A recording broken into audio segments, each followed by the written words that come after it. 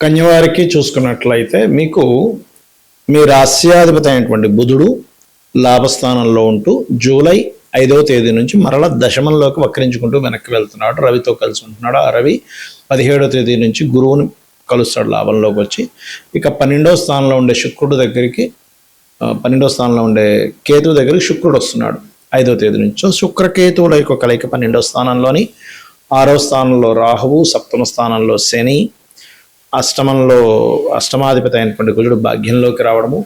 ఈ యొక్క గ్రహస్థితిని గమనించినట్లయితే మీకు ఎలా ఉండబోతుంది ఈ యొక్క జూలై మాసంలో అనేటువంటి అంశాలు చెప్తుంది నేనైనప్పటికీ చెప్పిస్తుంది సాక్షాత్ లలిత అమ్మవారిగా భావిస్తూ ఆ లలితాంబిక అమ్మవారి యొక్క అనుగ్రహం మీకు పరిపూర్ణంగా కలగాలని మనస్ఫూర్తిగా కోరుకుంటూ ఇక్కడ గమనించినట్లయితే ఇది కొద్దిగా ఈ రాస్యాధిపతి ఎప్పుడైతే దశమంలో 12వ అధిపతితో ఉన్నాడో విదేశాలకు వెళ్ళి అక్కడ ఉద్యోగం చేసి అనుకూలతనిస్తూ అక్కడే కొంత స్ట్రెస్ కూడా ఇస్తూ ఉంటాడు 12వ భావంలో శుక్రకేతువులు వస్తున్నందుకు 10వ తేదీ నుంచి. అయితే మీరు ఏదైనా మదుపు పెట్టాలనుకుంటున్నా ఇన్వెస్ట్మెంట్స్ అంటూ ఉంటాం, అటువంటివి ఏం చేసినా 5వ తేదీ లోపలే చేయండి. 5వ తేదీ వస్తే మరింత ఎక్కువ స్ట్రక్ అయ్యే యోగం ఉంటుంది. సర్వసాధారణంగా 12లో కేతు ఉన్నందుకు అసలు ఇన్వెస్ట్మెంట్స్ వద్దని చెప్తాను నేను. తప్పదు. కొన్నిసార్లు ఎలా ఉంటుందంటే కిరాణా షాప్ నడుపుతారు, వాళ్ళకి రోజు ఏ రోజుకి ఆ రోజు ఇన్వెస్ట్మెంట్ చేయాలి, కొత్త వస్తువులు తెప్పించుకోవాలి. మీ యొక్క జీవన శైలిలో అది పార్ట్గా ఉంది, మీకు అది కంపల్సరీ అన్నప్పుడు అది వేరు. ప్రత్యేకమైనటువంటి ఇన్వెస్ట్మెంట్స్, ఒక ల్యాండ్ కొంటున్నాం, ఒక కారు కొంటున్నాం, అటువంటివి మాత్రం అవాయిడ్ చేయడమే మంచిది. ధనాధిపతి వెళ్ళి 12వ స్థానంలో కేతువుతో ఉంటున్నాడు, ఇది ప్రధానంగా గుర్తుపెట్టుకోవాలి. మరి ధనపరంగా ఇబ్బందులు కలగకుండా ఉండాలంటే లక్ష్మీ గణపతిని ఎక్కువగా ఆరాధన చేయడము, గణపతి యొక్క క్షేత్రాలకు వెళ్ళడము, లేకపోతే ఆ ఆలయాలలో అక్కడికి వెళ్ళి మీరు ఏదైనా సేవా సంబంధించినవి చేయడం అనేటువంటిది మంచిది, గుర్తుపెట్టుకోండి. అలాగే ఇక్కడ అన్నదమ్ముల వరుస వాళ్ళకి వీరికి ధనం ఇచ్చేటువంటి విషయాల పట్ల కూడా కాస్త జాగ్రత్తగా ఉండండి. మరియు అదేవిధంగా చతుర్థాధిపతి అయినటువంటి గురువు ఏదైతే ఉన్నాడో ఆ గురుగ్రహం లాభస్థానంలో ఎప్పుడైతే ఉందో ఈ లోన్స్ సంబంధించినటువంటి విషయంలో గృహం కట్టుకోవాలి లేదా ఒక వాహనం తీసుకోవాలి, ఇలాంటి విషయాల్లో లోనుకు మాత్రం సహకారం ఉంటుంది, అందులో ఎటువంటి సందేహం లేదు. శత్రుపై జయము, కోర్టు కేసులు ఇలాంటివి ఏమైనా ఉన్నా, లేదా స్పోర్ట్స్ రంగాల్లో ఉండేటువంటి వారికి కూడా చాలా చక్కటి అనుకూలత వాతావరణం ఉంటుంది. ఒక పూర్వపు సంబంధం అంటే గతంలో ఒకసారి మాట్లాడి వెళ్ళిపోయారండి అని అలాంటి సంబంధాలు మరలా రావడానికి, ఇష్టపడిన వారిని మీరు వివాహం చేసుకోవడానికి చేసే ప్రయత్నం కూడా ఫలిస్తుంది అనేటువంటిది బలంగా చూపిస్తుంది. అలాగే మీకు కొద్దిగా తండ్రి గురువులతో అనవసరమైన ఘర్షణ వాతావరణం ఉంటుంది. మరియు అదేవిధంగా లాభంలో గురువు ఉన్నందుకు మీరు ఏదైతే ఈ గురు సంబంధించినటువంటివి అంటే ప్రధానంగా మీకు ఏదైతే ఉంటుందో అంటే మీ ట్రాన్సాక్షన్స్ ఏవైతే ఉంటుంటాయో కొద్దిగా ఈ టీచింగ్ లైన్స్లో ఉండేటువంటి వారు లేకపోతే స్కూల్స్ నడిపేటువంటి వారు గురువులతో కొన్ని డిస్టర్బెన్సెస్, అదేవిధంగా కొంత మనస్పర్ధలు రావడం, గొడవలు రావడం తండ్రి తరపు వారితో గురువులతో ఉంది. కాబట్టి ఈ యొక్క విషయం పట్ల మీరు చాలా జాగ్రత్తగా ఉండండి. ఇక మీరు నిత్యము చేయవలసిన దేవతారాధన వెంకటేశ్వర స్వామి యొక్క ఆరాధన చేయండి. గోశాలకు వెళ్ళి గోవులకి గ్రాసము, తీపి చపాతీలు తినిపించండి. శుక్రకేతు గ్రహాల దగ్గర దీపారాధన చేయండి. తద్వారా మీరు అనవసరంగా ఇన్వెస్ట్మెంట్ చేసి పోగొట్టుకోకుండా మీకు ధనం నిలబడుతుంది. జ్యోతిష్ శాస్త్రంలో గ్రహాలు ఒక్కొక్క గ్రహానికి ఒక్కొక్క పోర్ట్ఫోలియో ఉంటుంది, ఒక్కొక్క తత్వం ఉంటుంది.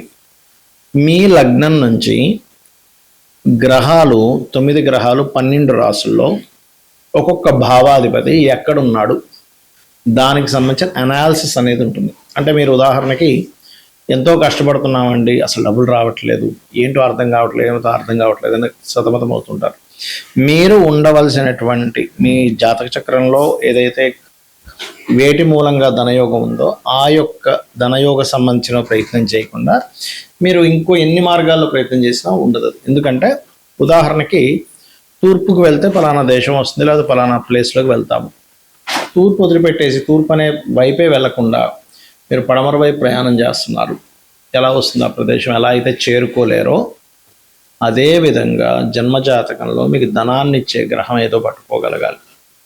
ఏ మార్గంలో ధనం ఉంది? మిమ్మల్ని మీరు ప్రమోట్ చేసుకోవడం ద్వారా, ఇప్పుడు సినిమా యాక్టర్స్ ఉంటారు, మిమ్మల్ని మీరు ప్రమోట్ చేసుకోవడం ద్వారా ధనయోగం అన్నమాట అది. అలా కాకుండా కొంతమంది చిట్ ఫండ్స్ నడుపుతూ ఉంటారు, లేదా కుటుంబ సభ్యులు అందరూ కలిసి చేసేటువంటి పనులు కొన్ని ఉంటాయి. అందరు కుటుంబ సభ్యులే అందులో పార్ట్నర్స్ అవుతూ ఉంటారు. ఆ రకంగా ఉందా? లేకపోతే ఫుడ్ రిలేటెడ్, అంటే చంద్రుడు ఇస్తున్నాడు మీకు ధనయోగాన్ని, అప్పుడు ఫుడ్. చంద్రుడు శుక్రుడు కలిసి వస్తున్నారు, అప్పుడు ట్రాన్స్పోర్టేషన్. అంటే ఒక క్యాబ్ నడుపుతున్నామా, లేకపోతే 4 కార్లు కొనుక్కొని ట్రావెలింగ్ పెట్టామా, లేకపోతే ఒక బస్సు పెట్టామా. ఆ బస్సులో కూడా కొంతమంది ఏంటి, మేము పర్టికులర్గా ఈ పుణ్యక్షేత్రాలకు అది బస్సు పెడుతుంటామండి అంటారు. అలాంటి వారికి శుక్రుడు, గురువు, కేతు కనెక్టివిటీస్ కూడా ఉంటాయి. అంటే ఇక్కడ ఏంటి, ఒక్కొక్క గ్రహానికి ఒక్కొక్క కారకత్వం ఉంది. ఆ కారకత్వం బట్టి మీకు ధనాన్ని ఇస్తుంది. ఆ యోగం ఉంది మీకు. పలానా బ్యాంకులో అకౌంట్ ఉన్నప్పుడు, పలానా చెక్ బుక్ ఉన్నప్పుడు, ఆ చెక్ బుక్ ఆ బ్యాంకులోనే ఎలా చెల్లుతుందో, మీకున్నటువంటి యోగము వలన ఎందులో అయితే యోగం ఉందో అందులోనే వస్తుంది. మరి మీరు అనొచ్చు, ఏమండి కొంతమందికి రకరకాల మార్గాల్లో వస్తుంది అంటే మల్టిపుల్ ధనయోగం అంటారు దాన్ని. అంటే మీ ధనాధిపతి ద్విస్వభావ రాశుల్లో ఉండడం, రకరకాల గ్రహాలతో కలిసి ఉండడం వల్ల మల్టిపుల్ ధనయోగం ఉంటుంది. కొంతమందికి 1-2 వాటిలోనే డబ్బులు వస్తాయి. కొంతమందికి ఒక 50 సక్సెస్ అయిన 51 దగ్గర ఇబ్బంది పడతారు. ఎందుకంటే ఆ మాటి మూలంగా ధనయోగం లేదు. మరియు ఆ సమయంలో పర్టికులర్గా ఆ యొక్క వ్యాపారాలు చేయడం మూలంగా వాళ్ళకి ధనహీనత యోగం ఏర్పడింది. దానివల్ల ఇబ్బంది పడడం, ఇవన్నీ కూడా ఉంటాయి. ఇక ఇక్కడ గమనించుకున్నట్లయితే ఈ గ్రహాల యొక్క స్థితిగతులు ఏవైతే ఉన్నాయో, ఈ గ్రహ స్థితిగతులు పర్టికులర్గా గమనించుకున్నట్లయితే ఇక్కడ మీరు ఏదైతే ఉంటారో, అంటే మీ కాంబినేషన్స్, అంటే చూడండి ఒక్కోసారి మనకి పలానా పని చేయాలి, పలానా సంబంధంగా ఇలా అవుతుంది అన్నప్పుడు మీరు అర్థం చేసుకోవాల్సింది ఏంటంటే, గ్రహాలు ఇక్కడ 3 రకాలుగా విడిపోతాయి గ్రహాలు ఇప్పుడు కూడా. ఎలా అంటే, మీకు ఈ యొక్క ఆలోచన వచ్చింది, పలానా బిజినెస్లోకి వెళ్ళాలి, లేకపోతే పలానా ప్రాజెక్ట్ చేయాలి, ఏదైనా ఆ ఆలోచన మీకు నష్టపరచడానికి వచ్చిందా, లాభం కలగడానికి వచ్చిందా అనేది చాలా స్పష్టంగా జ్యోతిష్ శాస్త్రంలో ఆ గ్రహం చెప్తుంది చాలా స్పష్టంగా. అంటే చిన్న ఎగ్జాంపుల్ చెప్తా చూడండి. ఒక వ్యక్తి ట్రాన్స్పోర్టేషన్ పెడదాం అనుకున్నాడు. శుక్రుడు అంతర్దశ, శుక్రుడు మహాదశ. అవునండి, శుక్రుడు కాబట్టి, వాహనాలు కాబట్టి నాకు ఆలోచన వచ్చింది, నేను సక్సెస్ అయిపోతానా? కాదు.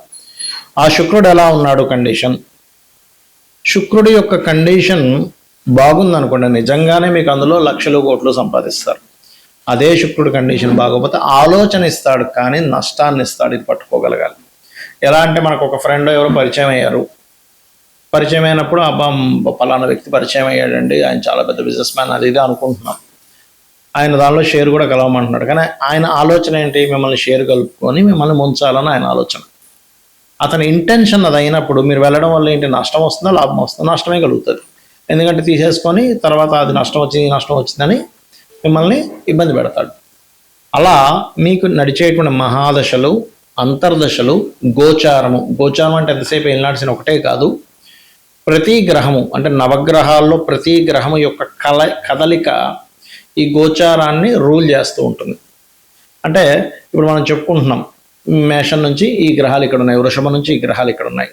ఆ గ్రహం యొక్క ఎనర్జీ ఎలా ఉంది, ఆ ఎనర్జీ వల్ల మీకు ఎటువంటి ఫలితాలు వస్తున్నాయి అనేటువంటిది గోచారం రూల్ చేస్తూ ఉంటుంది. గోచారం మీకు చూపిస్తూ ఉంటుంది. అందుకే మనం ఈ గోచార ఫలితాలు చెప్పుకుంటాం. అంటే కాలము ఇలా ఉంది, ఇలా కాలం ఉంది కాబట్టి నువ్వు ఇలా ముందుకు వెళ్తూ ఉండు, కాలంలో ఇలా ఉన్నాయి పరిస్థితులు, నీకు ధనపరంగా ఇలా ఉన్నాయి, కుటుంబ పరంగా ఇలా ఉంది, గృహపరంగా ఇలా ఉంది, ఉద్యోగపరంగా ఇలా ఉంది అనేటువంటి చెప్పేదే గోచార ఫలితాలు. అయితే మీ పర్సనల్ చార్ట్లో ఉండేటువంటి స్ట్రెంగ్త్ చాలా ముఖ్యం గోచారం కంటే కూడా. అది గనక చాలా బాగుంటే గనక గోచారంలో జరిగేటువంటి కొంత ఇబ్బందికరమైనటువంటి ఫలితాలు ఏవైతే ఉంటాయో అవి చాలా మటుకు తగ్గిపోతాయి. అలా కాకుండా అక్కడ మీకు జన్మజాతకంలోనే బలం లేదు, గోచారంలోనే కొన్ని పాపగ్రహాలు వచ్చి కాంబినేషన్స్ వచ్చేసాయి. అందుకే చూడండి, అసలు ఎప్పుడు మేము పడలేదండి ఇంత ఇబ్బంది అంటూ ఉంటాం. ఎందుకు? కారణం ఏంటంటే మీ పర్సనల్ చార్ట్లో మహాదశ, అంతర్దశ అనుకూలంగా లేదు, దానికి తోడు గోచారం అలా వచ్చింది. ఇవన్నీ ఒక ఎత్తు అయితే మీరు సరైనటువంటి గృహంలో కూడా లేరు. మీరు ఉండవలసిన గృహంలో ఉండకుండా, అంటే మీకు సరిపోయే డైరెక్షన్లో ఉండకుండా దోషమున్న ఇంట్లో ఉంటే మళ్ళీ అక్కడ కూడా సేమ్ ఇవే నవగ్రహాలు అష్టదిక్కుల్లో ఉంటాయి కాబట్టి అది మళ్ళీ ఇంకొక దోషం ఎక్కువ అవుతూ ఉంటుంది. కాబట్టి ఇది చాలా క్లియర్గా మీరు ఇల్లు చెక్ చేసుకొని, మీరు ఇవన్నీ నాకు తెలియవండి, నాకు డేట్ ఆఫ్ బర్త్ లేదు, నాకు వాస్తు తెలియదు, నాకు అంత చూపించుకునే స్తోమత కూడా లేదంటే చాలా సింపుల్ టెక్నిక్. లలితా సహస్రనామాలు నిత్యము పారాయణం చేయండి. ఏమీ అక్కర్లేదు, అమ్మవారి మిమ్మల్ని చూసుకుంటుంది, ఒక కన్న తల్లిలాగా. శ్రీమాత్రే నమః.